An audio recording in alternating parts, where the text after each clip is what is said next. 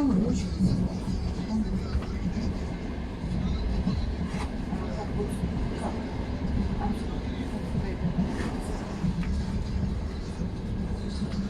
Не темно, тебе надо в такой маленькой, наверное.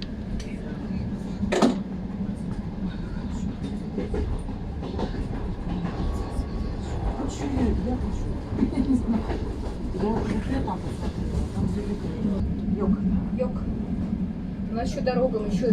Ты через 4...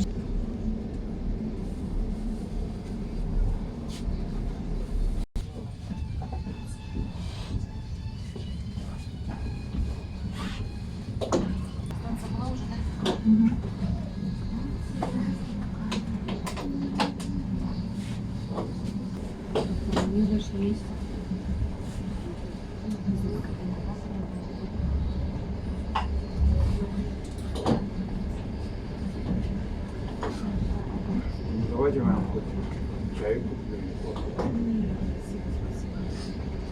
На удачу. Сейчас уже нет. Потом. Тогда присаживайтесь, хоть мы сидим. Поставить. Что там?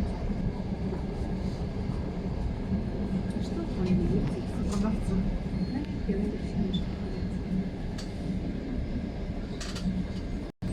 Быстрее, дорога быстрее идет. Вот вы 2 часа отдохнете там. Подышите, полежите. Я могу позвонить.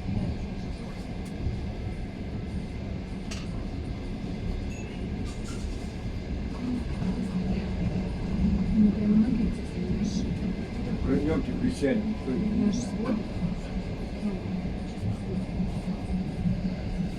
Очень как-то раздавили. Здрасте.